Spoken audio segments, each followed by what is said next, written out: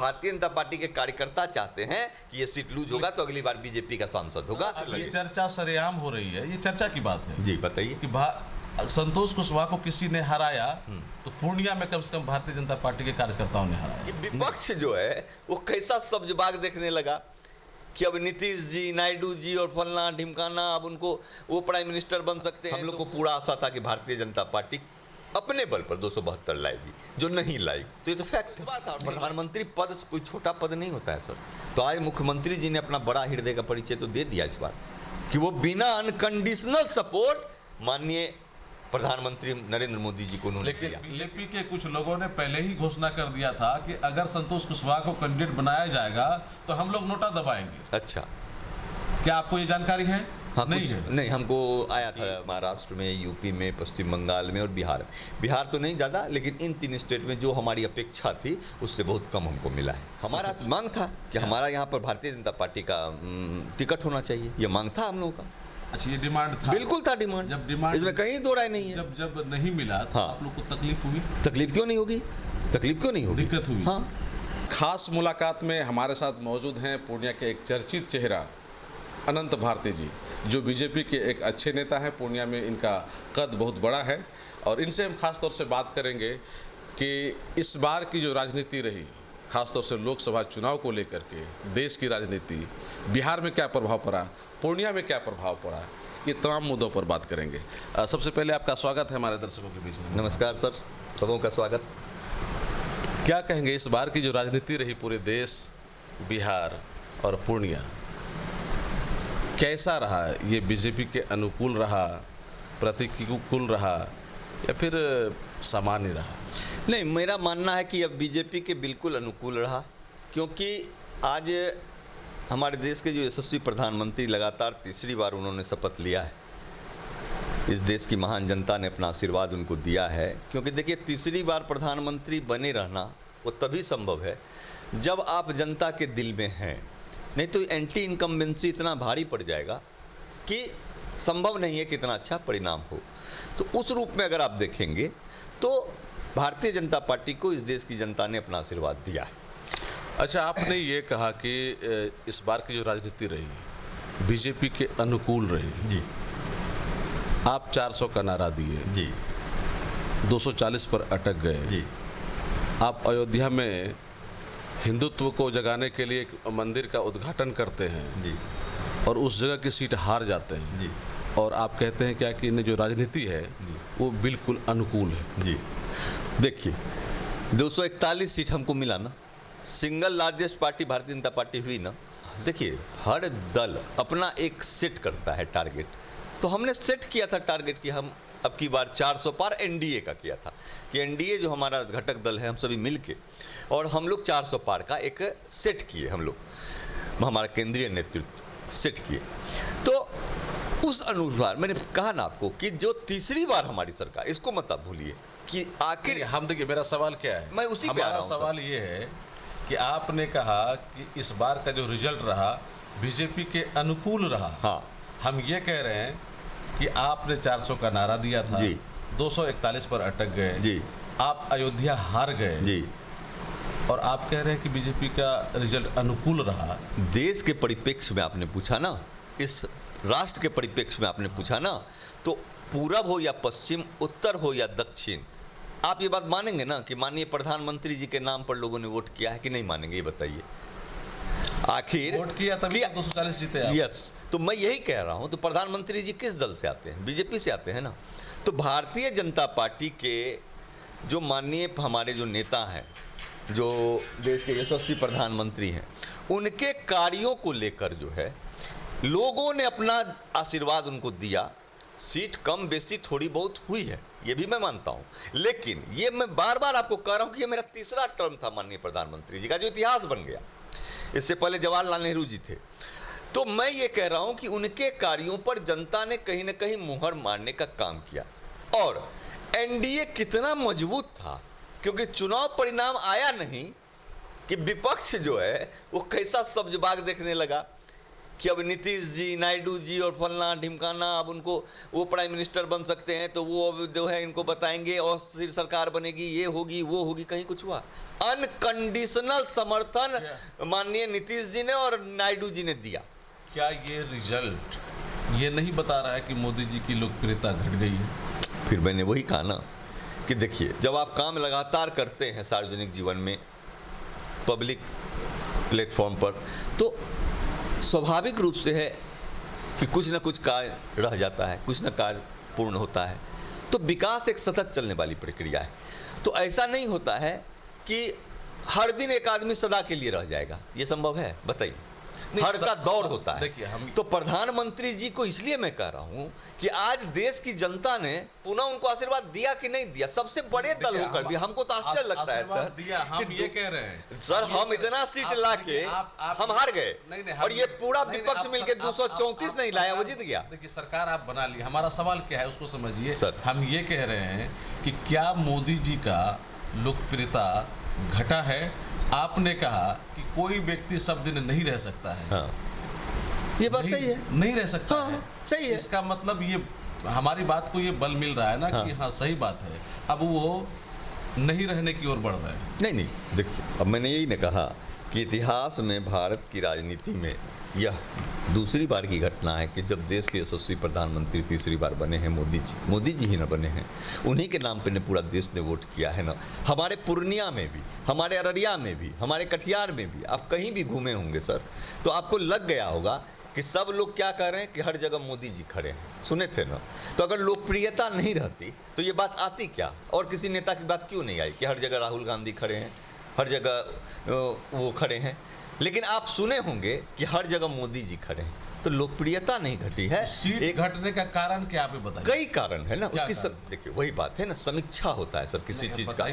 हम news channel पर इसकी समीक्षा कैसे कर दें? इसके लिए एक प्रॉपर चैनल है, बता सकते। हम एक कार्यकर्ता, हम की जो समीक्षा आप लोगों ने, देखिए, हम जिला स्तरीय एक भारतीय जनता पार्टी के कार्यकर्ता हैं, जिला स्तरीय। यह समीक्षा करने का अधिकार हमारे केंद्रीय नेतृत्व, हमारा प्रदेश नेतृत्व, और इस पर बैठेगा। अभी तो चुनाव खत्म हुआ, अभी तो सरकार का गठन 9 तारीख को माननीय प्रधानमंत्री जी ने तीसरी बार शपथ लिया है। अब जब समीक्षा होगी केंद्रीय स्तर पर तो सारी चीजें निकल के आएगी कि आखिर अगर त्रुटि रही तो कहां पर काम करते हैं। जी बिल्कुल। आपका व्यक्तिगत समीक्षा वो भी आप नहीं बता सकते? नहीं, हम कैसे बता सकते? क्योंकि हम एक तो अथॉरिटी नहीं, हम एक क्या बोले, जिला स्तरीय हम लोग भारतीय जनता पार्टी के कार्यकर्ता हैं। हम लोगों को जो नीति है, भारतीय जनता पार्टी एक परिवार है, वहाँ के मुखिया की तरफ से जो आदेश मिलता है। इतना तो मान रहे हैं ना कि सीट आपका घट गया? सीट घट गया, मानना क्या है? सीट घटा है, निश्चित रूप से घटा है। इसको तो मानना ही पड़ेगा। एकदम मानना पड़ेगा, ये तो फैक्ट है। 272 का आप ये नहीं मानेंगे कि मोदी जी की लोकप्रियता घटी है? नहीं, हम ये अभी तक नहीं मानेंगे, क्योंकि मोदी जी मानेंगे। हाँ, लोकप्रियता वाली बात आप नहीं, वो नहीं मानेंगे। नहीं, वो कैसे? लेकिन तर्क भी नहीं देंगे। तर्क भी नहीं देंगे, क्योंकि देखिए 272 हमारा है जादुई आंकड़ा जो था, एक दल को मिलना चाहिए था। हम लोग को पूरा आशा था कि भारतीय जनता पार्टी अपने बल पर 272 लाएगी, जो नहीं लाई। तो ये तो फैक्ट है, नहीं लाई है। हाँ, फैक्ट है, इसको एडमिट करते हैं। यहाँ तो कमी दिख रही है आप। हाँ, यहाँ कमी है, तो उसकी समीक्षा हमारा केंद्रीय नेतृत्व करेगा। तो फिर हम इस बात को माने ना कि आपने जो कहा कि सामान्य है, वो सामान्य नहीं रहा। हाँ बिल्कुल, उसमें कुछ कमी आई है, मैं एडमिट करता हूँ कि वो तो हुआ है। लेकिन तीसरी बार ये बोलिए ना कि विपक्ष जो अनर्गल आलाप कर रहा था और नायडू जी और नीतीश जी को लेकर, और पूरे दल मिलाकर 234 लाए और भारतीय जनता पार्टी अकेले 241 लाई, और तब ये कह रहे हैं कि हम बीजेपी हार गई। अब इनके राष्ट्रीय अध्यक्ष कहते हैं कि बीजेपी हार गई। बीजेपी को लोगों ने मैंडेट नहीं दिया। विपक्ष के बारे में इतनी बातें कह रहे हैं, 10 वर्षों में कभी आपने विपक्ष के बारे में इतनी बातें की है कि हाँ विपक्ष, आप लोगों ने तो कहा था कि कांग्रेस का सफाया कर देंगे। हाँ, है ना? हाँ, कांग्रेस की नीति के कारण स्वतः समाप्त हो जाएगी। समाप्त हो जाएगी। हाँ, कहा था, है कि नहीं? हाँ। लेकिन आपने जो कहा, अब आप कह रहे हैं कि विपक्ष ने जो कहा वो अपने मुताबिक परफॉर्मेंस नहीं दे पाई। कांग्रेस क्या 100 का आंकड़ा भी तो नहीं पार कर पाई। ठीक है, हम वो बात नहीं कह रहे, हम ये कह रहे हैं कि जिसको आपने पूरी तरह से समाप्त करने की बात कही थी, वो आगे बढ़ रहा है जी।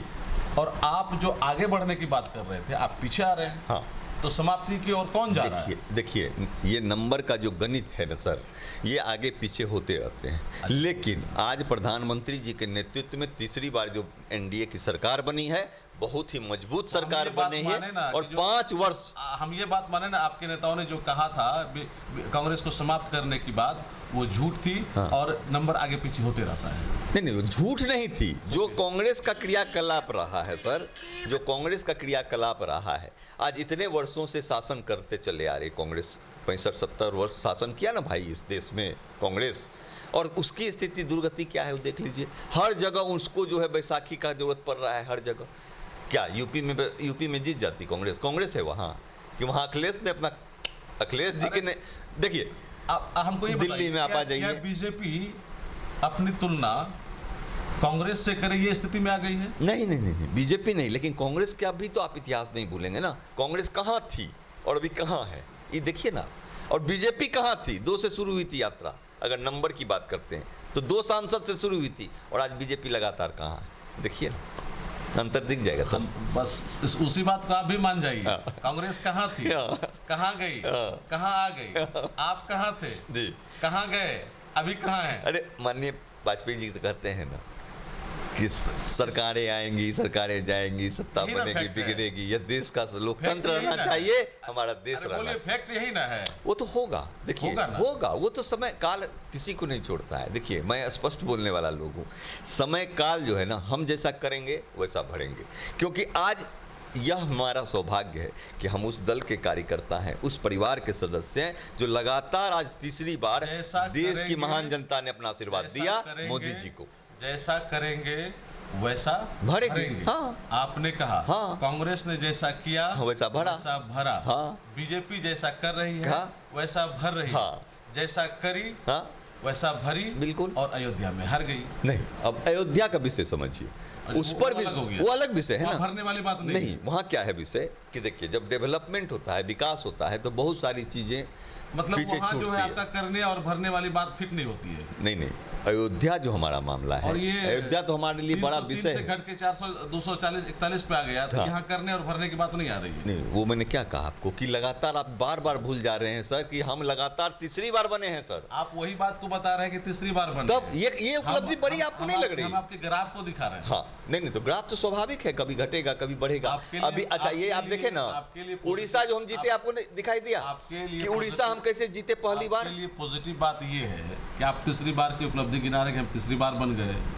हम ये कह रहे हैं कि आपका ग्राफ घटा क्यों? ग्राफ घटा कैसे सर? आज कौन विधानसभा हुआ साथ में बताइए? विधानसभा की हम बात नहीं, पूरे देश के चुनाव के साथ कौन हुआ? अरुणाचल प्रदेश, ठीक, आपका आंध्र प्रदेश और आपका उड़ीसा चुनाव हुआ ना विधानसभा, ठीक है। कौन जीता वहाँ? सब जगह बीजेपी जीती। बीजेपी नहीं, बीजेपी का गठबंधन। कैसे? उड़ीसा में तो सीधा बीजेपी जीत गई, ऐतिहासिक पहली बार। आंध्रा में हमारा चंद्रबाबू नायडू जी के साथ था। कितना सीट है आपका? नहीं, ठीक है, वो छोड़ दीजिए ना, तो गठबंधन जीता। 1 मिनट, ठीक है, इस बात को बोलिए।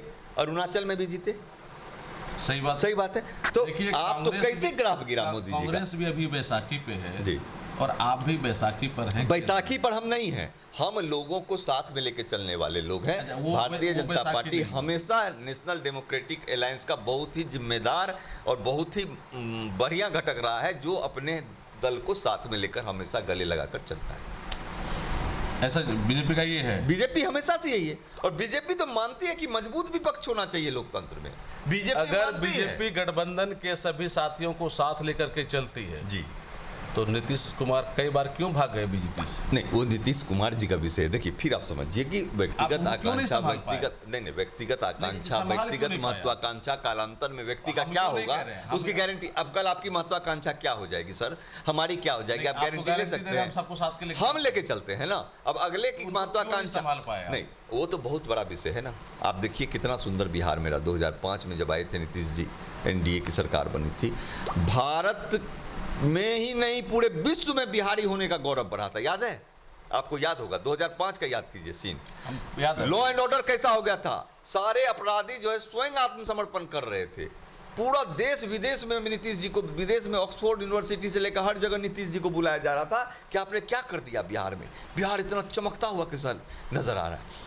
लेकिन क्या हुआ? 2012 में अब जो भी लोगों ने उनको फीडबैक दिया माननीय मुख्यमंत्री जी का, जब प्रधानमंत्री जी की घोषणा हो गई कि माननीय नरेंद्र मोदी जी अब देश के हमारे नेता होंगे बीजेपी के, तो पता नहीं क्या बात हुई, उनकी नाराज़गी बढ़ गई या जो भी हुआ। तो वहाँ बीच देखिए, वहीं से तो फिर आरजेडी जिंदा हो गया। आरजेडी था क्या 2005 के बाद? आप याद करिए उस दौर को, आरजेडी तो समाप्त हो गया था ना।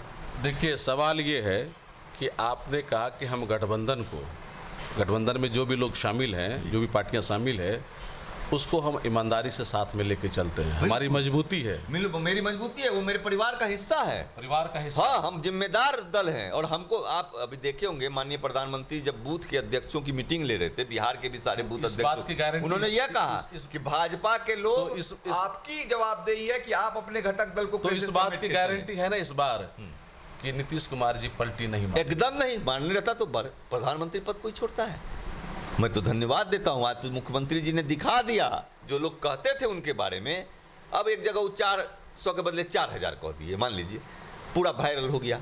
अरे भाई, आपका भी उम्र होगा, ये सब बात स्लिप ऑफ टंग है, तो इसमें क्या इतना ज़्यादा वायरल करने का विषय था। लेकिन आज ये तो बात कहा कि प्रधानमंत्री पद का ऑफर तो था उनको, नीतीश जी को इस बार था, और प्रधानमंत्री पद कोई छोटा पद नहीं होता है सर। तो आज मुख्यमंत्री जी ने अपना बड़ा हृदय का परिचय तो दे दिया इस बार, कि वो बिना अनकंडीशनल सपोर्ट माननीय प्रधानमंत्री नरेंद्र मोदी जी को उन्होंने दिया। लेकिन ये भी तो आपको मानना पड़ेगा ना, बिहार में भी तो अनकंडीशनल सपोर्ट ले लिया। जिस तरह से आपके 2 डिप्टी सीएम नीतीश कुमार पे चढ़ के काम करवाते थे, अब यहाँ भी तो वो आपका बीजेपी कमजोर पड़ गया। कहाँ बीजेपी कमजोर नहीं पड़ा है, कहाँ, हमारा पूरा मजबूत है एनडीए। अब यहाँ एनडीए की सरकार है, बिहार सरकार एनडीए की है, भारत सरकार भी एनडीए की है। अब एनडीए की बात करिए, सरकार की जब बात आप करेंगे सर, तो एनडीए की बात करिए, एनडीए की बात, ठीक है। हम भारतीय जनता पार्टी के कार्यकर्ता हैं, संगठनात्मक तौर पर भाजपा की ही बात करेंगे। तो एक भाषण में 33 बार प्रधानमंत्री भी एनडीए की बात कर रहे थे, मतलब बीजेपी नहीं बोल करके एनडीए बार बार बोलते हैं। नहीं तो प्रधानमंत्री जी अब तो एनडीए के प्रधानमंत्री हैं, पूरे देश के प्रधानमंत्री हैं, एनडीए उनका ये है, और भारतीय जनता पार्टी के वो कार्यकर्ता है। चलिए, बिहार में, यूपी में तो सबसे ज़्यादा आपकी हार हुई, अच्छा, महाराष्ट्र में हुई, पश्चिम बंगाल में हुई, बिहार में भी आपका जो रेट पहले था वो नहीं रहा। नीतीश के साथ पे लाने के बावजूद भी आप 30 तक आ गए जी। पिछले बार 39 था जी। तो यहाँ भी ग्राफ गिरा। हाँ, थोड़ा तो मैं कह रहा हूँ कि महाराष्ट्र में, यूपी में, पश्चिम बंगाल में और बिहार तो नहीं ज़्यादा, लेकिन इन 3 स्टेट में जो हमारी अपेक्षा थी उससे बहुत कम हमको मिला है। अपेक्षा के मुताबिक नहीं मिला है, कम आया जी। और कारण जो है जी, वो कारण आपको पता नहीं है, हमको नहीं, के लोग समीक्षा करेंगे जी, वो केंद्रीय नेतृत्व हमारे समीक्षा बताएंगे कि वो जो बताएंगे क्या है नहीं है, क्योंकि उनके पास सारा मशीनरी है, सारा चीज़ें हैं। मेरे पास हम पूर्णिया पे जाते हैं सर। पूर्णिया में आपके एनडीए के प्रत्याशी हार गए, एक निर्दलीय प्रत्याशी ने जी उस प्रत्याशी को हरा दिया, जी, जिसके लिए प्रधानमंत्री मोदी जी प्रचार कर रहे थे, जी, नीतीश कुमार मुख्यमंत्री जी प्रचार कर रहे थे, जी। यहाँ तक कहा गया कि ये सीट ऐसा रहा जो कि विपक्ष के जो प्रतिपक्ष के नेता हैं उन्होंने भी एनडीए के उम्मीदवार के लिए प्रचार ही कर दिया, सारा मीडिया में चलते रहा। इसके बावजूद जी, एक निर्दलीय प्रत्याशी आपके प्रत्याशियों को हरा दिया, क्या कारण रहा इसका? देखिए, विषय बहुत सा है, इसकी भी समीक्षा हो रही है, और इसका भी हमारा प्रदेश नेतृत्व इसकी समीक्षा सीट वाइज कर रहे हैं कि हम कैसे उसको देखते हैं। चूँकि भाजपा के कार्यकर्ता के रूप में मैं इतना ही कहूँगा कि भारतीय जनता पार्टी के कार्यकर्ताओं ने भी और एनडीए के कार्यकर्ताओं ने काफ़ी मेहनत किया है। और ठीक है, हमारे बहुत वोट से तो हम नहीं हारे, लेकिन हार होती है, और निश्चित रूप से वो निर्दलीय थे, वो जीते हैं, उनको बधाई देते हैं, वो भी विषय नहीं है। विषय है कि थोड़ा सा क्या हुआ कि वही एंटी इनकम्बेंसी वाला जो मैटर है, जो मैंने आपको शुरू में कहा कि आज देश के यशस्वी प्रधानमंत्री पर फिर भी भरोसा है, और सब जगह मोदी जी के नाम पे लोग चुनाव लड़ रहे थे, जो सच्चाई है। यहाँ थोड़ा सा एंटी इनकम्बेंसी का फैक्टर रहा है। और दूसरा ये हुआ कि हम उस चीज़ों को, और जो इनकी स्ट्रेटजी रही, जो हमारे विपक्ष में थे, जो निर्दलीय हमारे जो सांसद बने। हमको पहले ये क्लियर कर दीजिए कि एंटी कंबेंसी जो रहा, हाँ, ये क्यों हुआ जी, इसके लिए जिम्मेदार कौन है, ये भी क्लियर कर दीजिए। नहीं, इसमें निश्चित रूप से कहीं ना कहीं सांसद जी को भी, पूर्व सांसद जी को भी समीक्षा करना ही होगा। उनको भी अपने करना होगा, समीक्षा ये नहीं करना होगा करना। कि आप देखिए हमको ये हमारा बताइए, यह सीट हम एंटी हुआ क्यों, इसके लिए जिम्मेदार कौन है, ये सवाल का जवाब दीजिए आप। वही तो मैं कह रहा हूं कि लगातार 10 साल से वो सांसद थे। आपको याद होगा कि 2004 से 2014 तक उदय सिंह जी यहाँ पर सांसद थे, ठीक, हाँ, थे। बीजेपी से थे। उसके बाद 2014 से लेकर 2024 तक संतोष कुशवाहा जी यहाँ सांसद बने।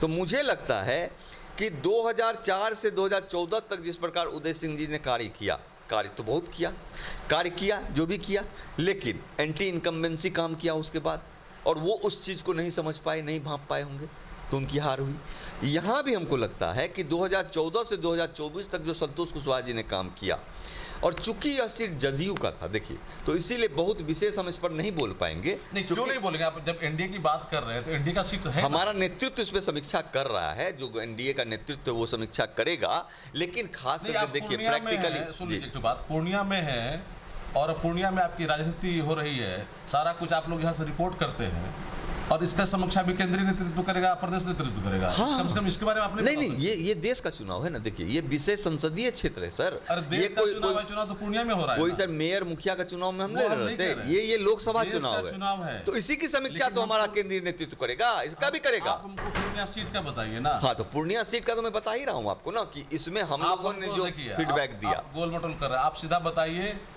नोटा को उतना वोट कैसे आया, आप बताइए, बीजेपी से आप। हाँ, हो सकता है कि बहुत लोगों की आस्था नहीं रही हो। क्यों?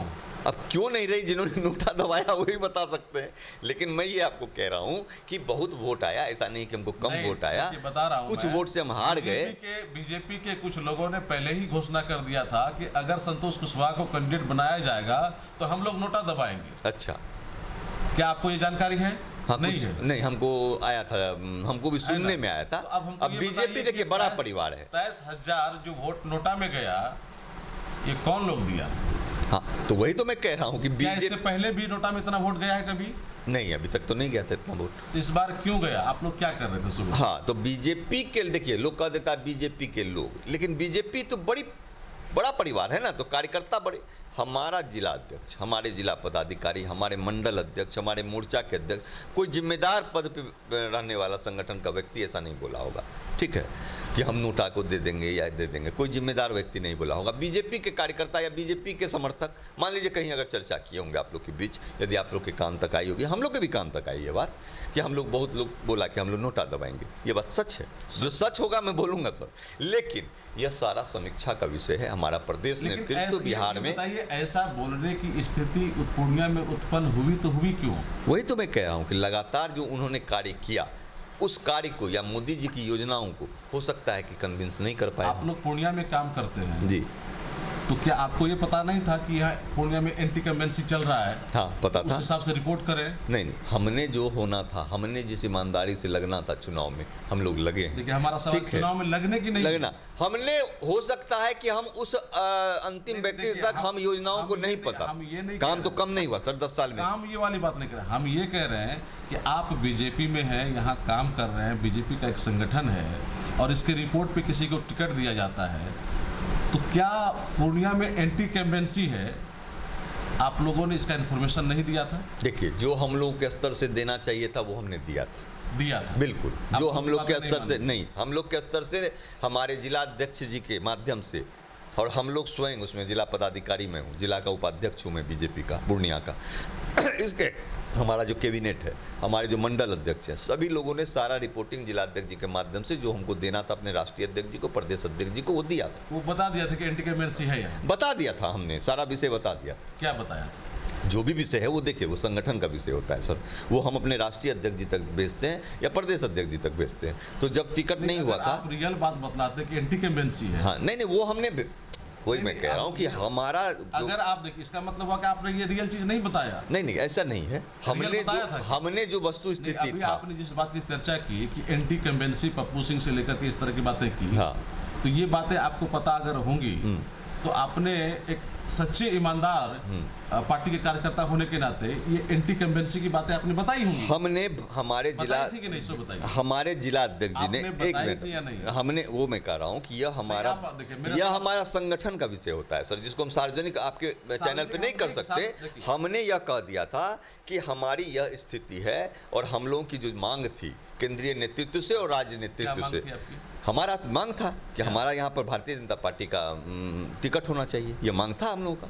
अच्छा, ये डिमांड था? बिल्कुल था डिमांड। जब डिमांड, इसमें कहीं दो राय नहीं है। जब नहीं मिला तो हाँ। आप लोग को तकलीफ हुई? तकलीफ क्यों नहीं होगी, तकलीफ क्यों नहीं होगी, दिक्कत हुई। हाँ, और बहुत लोग नाराज हो गए। नहीं, नाराज हुए, नाराज स्वाभाविक है होना ना, लेकिन फिर सब लोग मिले, यही तो भारतीय जनता पार्टी का खासियत है कि नाराज होते हैं लेकिन फिर मिलके काम करते हैं। ये बात है तब तो साफ हो गई ना कि जब लोग नाराज हो गए, हाँ, है ना, आप लोगों ने मांगा, पूरा नहीं हुआ, तो नोटा में कौन गया, लगभग बातें साफ हो गई। नहीं, वो आपका विषय है, कैलकुलेशन गणित को आप कैसे लेते हैं, लेकिन हम लोगों ने हमारे जिला अध्यक्ष जी के नेतृत्व में, हम जिला के पदाधिकारी, हमारे मंडल अध्यक्ष, सभी लोगों ने जो हमको मैसेज देना था, हमारे केंद्रीय नेतृत्व, राजनीतिक को हम लोगों ने ईमानदारी से दिया और ईमानदारी से लगे। और ये जो हो रही है कि भारतीय जनता पार्टी के कार्यकर्ता नहीं लगे, भारतीय जनता पार्टी के कार्यकर्ता पूरी तरह से लगे। चर्चा सरेआम हो रही है, ये चर्चा की बात है जी, बताइए कि संतोष कुशवाहा को किसी ने हराया तो पूर्णिया में कम से कम भारतीय जनता पार्टी के कार्यकर्ताओं ने हराया। नहीं, ये बिल्कुल गलत बात, इसको 100% खारिज करते हैं। हम मांग नहीं सकते हैं सर, हम भारतीय जनता पार्टी के कार्यकर्ता हैं, बीजेपी हमारा परिवार है, तो हम क्यों नहीं चाहेंगे कि मेरा सांसद हो, मेरा भारतीय जनता पार्टी का सांसद हो। यह डिमांड क्या गलत है क्या? हम तो ये नहीं कहते कि मैं हूं, मेरा बीजेपी का सांसद हो, भारतीय, मेरा हमको फुल सिंबल मान चाहिए, तो भारतीय जनता पार्टी के जिला के पदाधिकारी होने के नाते, भाजपा के कार्यकर्ता होने के नाते हम क्यों नहीं डिमांड करेंगे अपने नेतृत्व से कि हमको भाजपा में चाहिए?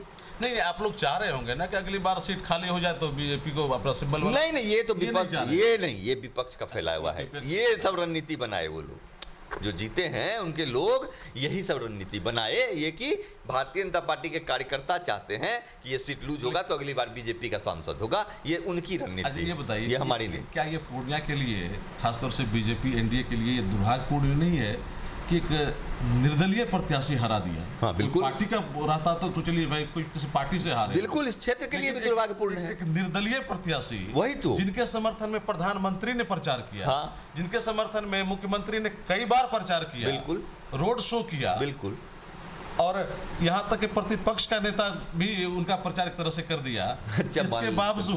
इसके बावजूद एक निर्दलीय प्रत्याशी एनडीए के प्रत्याशी को चारों खाने चित कर दे, ये कितना दुर्भाग्यपूर्ण और शर्मनाक है? नहीं, शर्मनाक कुछ नहीं होता है राजनीति में। देखिए, होता क्या है कि उनके प्रति जो उनका स्ट्रेटजी था वो काम कर गया, मान लीजिए, और ये तो दुर्भाग्य तो हुआ ही है ना। अच्छा, पूर्णिया का भी दुर्भाग्य, केंद्र में हमारी सरकार है, देखिए एनडीए की सरकार है, राज्य में भी सरकार है। अगर यहाँ हमारा एनडीए का सांसद होता तो विकास के कार्य बहुत तेजी गति से होते। अब एक निर्दलीय सांसद कितना करा पाएंगे कार्य, ये तो आने वाला वक्त ही बताएगा। लेकिन सरकार जब होती है साथ में, सिस्टम काम करता है सर, तो सिस्टम जो है वो तो उनके साथ नहीं होगा, क्योंकि सिस्टम तो हमारे साथ है, सरकार हमारी है ना, चाहे वो केंद्र में हो कि राज्य में हो। NDA, Bharatiya Janata party, NDA alliance की सरकार है। 10 साल में क्या नहीं हुआ? मेडिकल कॉलेज आया, इंजीनियरिंग कॉलेज आया, कृषि महाविद्यालय आया, पासपोर्ट ऑफिस आया, मदरसा बोर्ड का क्षेत्रीय कार्यालय आया, बिहार बोर्ड का क्षेत्रीय कार्यालय आया, 6 लेन सड़कें बनी। क्या कार्य नहीं हुआ है 10 साल में? खूब काम हुआ और तेजी से होता। लेकिन कहीं ना कहीं अब लगता है कि पूर्णिया का दुर्भाग्य है कि अब वो कार्य हो पाएगा कि नहीं, अब तो भगवान जाने। मतलब आप क्या कहना चाह रहे हैं कि मोदी जी यहाँ से पक्षपात करेंगे? नहीं करेंगे, मोदी जी नहीं करेंगे, लेकिन हमारा जो आवाज है, नीतीश कुमार पूर्णिया से पक्षपात करेंगे? नहीं, एकदम नहीं करेंगे, लेकिन हमारा जो आवाज है वो मजबूती से सदन में कितना दूर तक जाएगा, इस पर मुझे लग रहा है ना। तो पहले मजबूती के साथ जा रहा था, बिल्कुल जा रहा था, तब ने इतना कार्य हुआ। हमारी सरकार थी, हमारे एनडीए के सांसद थे, तुमने इतना कार्य हुआ जो मैंने गिनाया कार्य। आपने जो कार्य गिनाया, हाँ, वो तो दिख रहा है ना, आप जाइए ना, मैं कोई कल्पना की बात थोड़ी कर रहा हूँ। उसके लिए उसका श्रेय आप नीतीश कुमार को देंगे, प्रधानमंत्री मोदी जी को देंगे, या फिर संतोष कुशवाहा जी को मिलना चाहिए? तीनों को सामूहिक रूप से देंगे श्रेय। माननीय प्रधानमंत्री जी तो देश के प्रधानमंत्री हैं, उनके नज़र में पूरा देश है। माननीय मुख्यमंत्री जी बिहार के लिए हैं, और यहाँ की आवाज़ संतोष कुशवाहा जी थे जो एनडीए के सांसद थे। तो हम तीनों के सम्मिलित परिवार को देंगे। हाँ, बिल्कुल देंगे। अच्छा, ठीक है, तब हमको ये बात बताइए यही चांदी कठवा बगल में पंचायत है जिसको गोद लिया था संतोष कुशवाहा ने। हाँ वहाँ के लोगों ने कहा कि गोद लेने से कुछ नहीं होता है। हाँ वहाँ तरक्की का कोई स्पेशल काम नहीं किया गया जी तो वहाँ जो विफलता दिख रही है जी। उसका श्रेय भी तीनों को जाएगा। देखिए, ये प्रधानमंत्री जी की एक महत्वाकांक्षी योजना थी कि हम हर सांसद अपना एक गांव कम से कम गोद ले और उसको जो है एक मानक के रूप में स्थापित करे जहां हर तरह की सुविधा हो। ये मेरे प्रधानमंत्री जी की एक सोच थी। हालांकि ज़मीन पर बहुत हद तक वो नहीं उतर पाया, ये मैं भी एडमिट करता हूँ। देखिए, मैं गलत नहीं बोलूँगा, ये मैं भी एडमिट करता हूँ कि जो माननीय प्रधानमंत्री जी ने पूरे देश के लिए, सिर्फ पूर्णिया का चांदी पंचायत की बात नहीं है सर, ये पूरे देश की बात है कि पूरे देश में यह सोच बनी थी कि हर सांसद अपने क्षेत्र के एक गांव को ऐसा गोद ले और उसको उस रूप में बनाए। यह माननीय प्रधानमंत्री जी का सपना नहीं हो पाया। इसके लिए कौन जिम्मेदार है? किसको मानेंगे? प्रधानमंत्री, मुख्यमंत्री और सांसद जी तीनों रहेंगे ना। अब देखिए, जिम्मेदारी तय अब किस पे मैं करूं यहाँ बैठ के, लेकिन यह एक माननीय प्रधानमंत्री जी का जो सोच था बहुत सुंदर सोच था, लेकिन यह अगर नहीं हो पाया उस रूप में, हुआ तो है, कार्य तो हुए हैं, उस पंचायत में भी कार्य हुए हैं, ऐसा नहीं कहिए कि कुछ भी नहीं हुआ, लेकिन जो कल्पना थी माननीय प्रधान वो नहीं हुआ। अगर मुख्यमंत्री जी नीतीश कुमार ने कई बार कहा अपने संबोधन में, 18 वर्ष उनका शासन हुआ बिहार में, कई बार उन्होंने कहा बनमनखी का जो ईख का मिल है, चीनी मिल है, उसको हम ठीक कर देंगे। क्या हुआ? बिक गया? नहीं।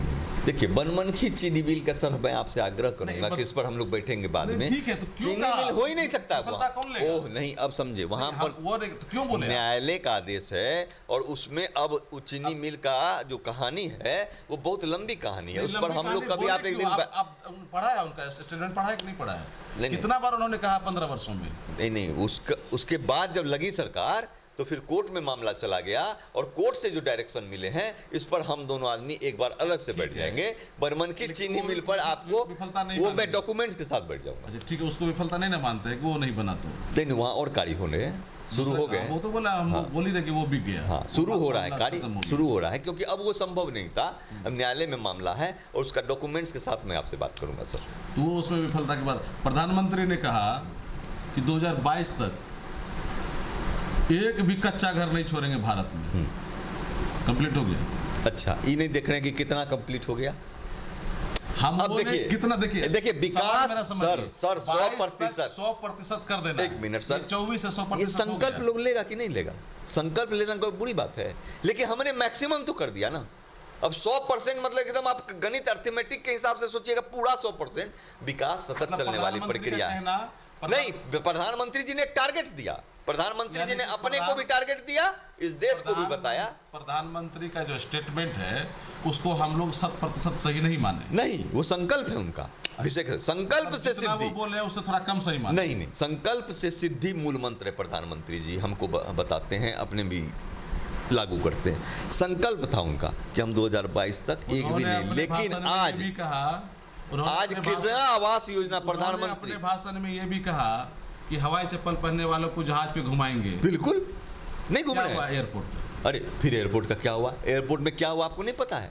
कितनी तेजी गति से सारा जमीन अधिग्रहण का जो मामला था उसको सॉर्ट आउट किया गया। पब्लिक की आर्थिक एक साथ सारे को करके पब्लिक की आर्थिक स्थिति इतनी हो गई कि अब हवाई चप्पल वाला भी जहाज पर आसानी से चढ़ सकता है। बिल्कुल हुई है, हो गई है, हुई है सर। आप देखिए, आज कोई भूखे नहीं सो रहा है, ऐसा भी नहीं है भूखे सोने की बात। एक मिनट, तो चप्पल पहनने वाला भी अगर हवाई जहाज पे नहीं चढ़ रहा है, अच्छा नहीं चढ़ रहा, आप एयरपोर्ट पे जाइए, भूखे नहीं सो रहा है, तो आप 80 करोड़ लोगों को क्यों दे रहे हैं आप राशन खाने के लिए?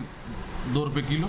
2 रुपए किलो नहीं, वो तो योजना है ना सरकार की। क्या योजना है? कि जो बीपीएल कि सारे के सारे लोग जहाज पे चढ़ने के लायक हो गए। नहीं, सारे के सारे लोग मैंने नहीं कहा, आप ही का योजना, लेकिन मैंने कहा कि पहले वो लोग नजर नहीं आते थे। आपका योजना कह रहा है कि लोग भूखा है, आप खाना दे रहे हैं सरकार 2 रुपए में, और आप ही कह रहे हैं कि जब जहाज पे चढ़ने वाला हो गया सब। नहीं, तो सब नहीं हो गया, सब नहीं हो गया। मैं क्या कहा? एक हमारा ने कहा था कि हवाई चप्पल पहनने वाला भी सारे के सारे लोग जहाज पर चढ़ेंगे। हाँ, ये आर्थिक स्थिति में मजबूत कर दूंगा। हाँ। आप या तो इसको कहिए या तो आप उसको मानिए।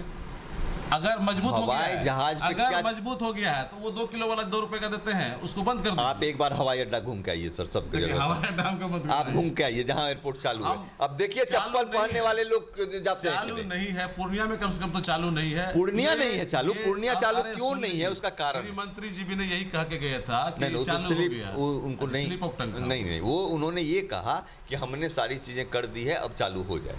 चालू हो जाएगा।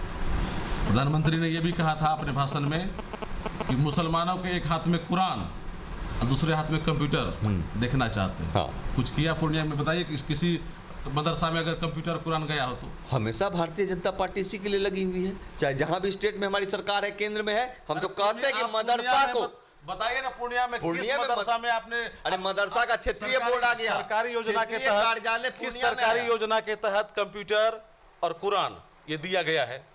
मैंने क्या कहा आपको कि मदरसा की भी जो प्रधानमंत्री शैक्षणिक जी ने स्थिति कहा है उसको बदलेंगे। 1 रुपए में बिजली हम दे रहे हैं। भाषण पता है कि नहीं है? अच्छा है, कहाँ मिल रहा है बताइए हमको।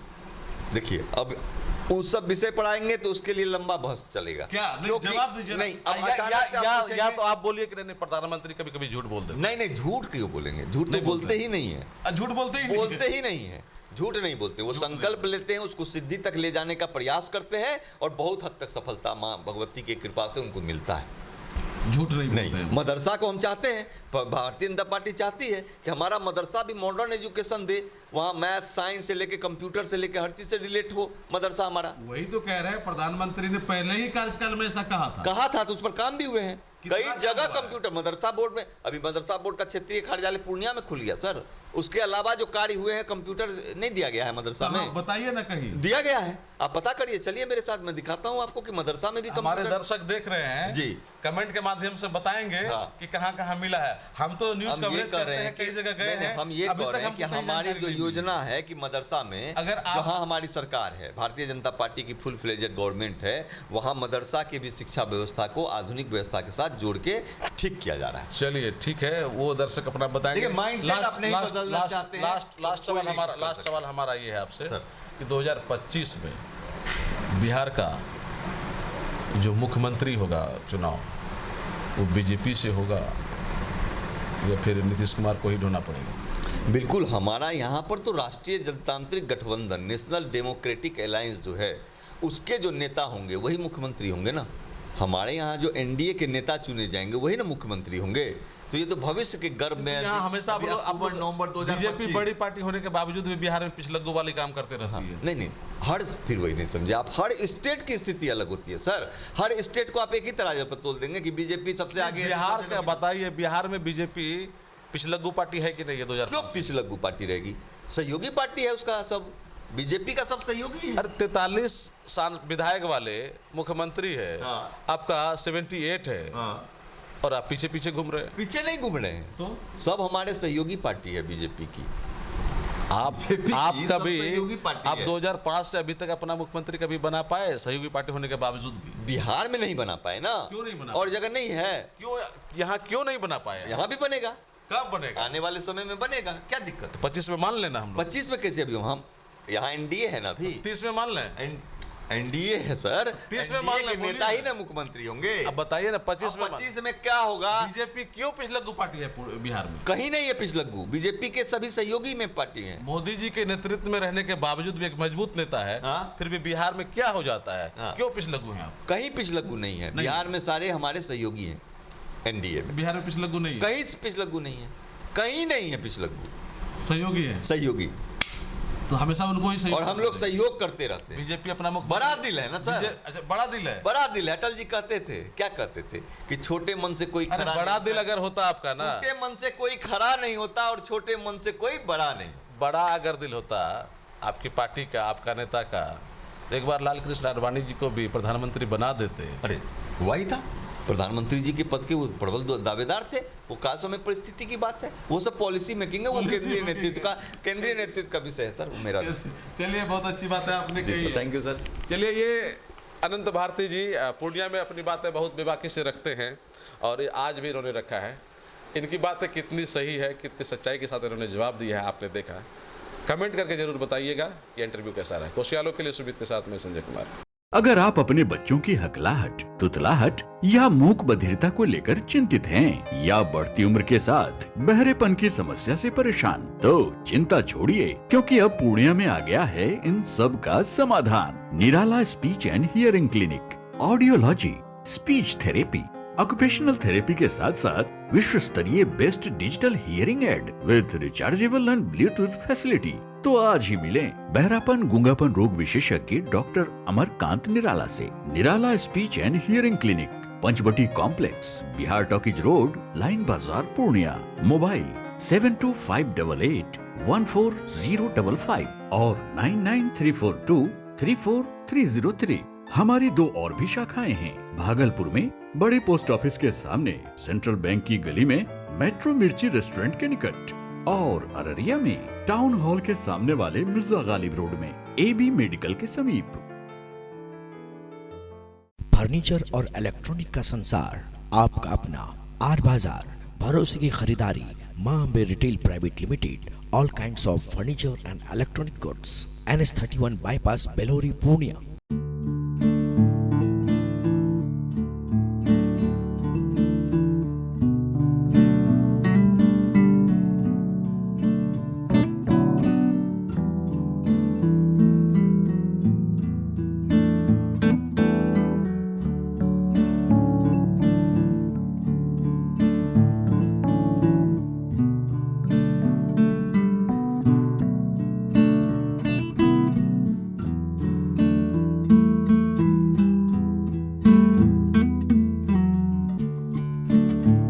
फर्नीचर और इलेक्ट्रॉनिक का संसार, आपका अपना आर बाजार, भरोसे की खरीदारी, Maa Ambe retail private limited, all kinds of furniture and electronic goods, NS31 bypass, Belori, Purnia.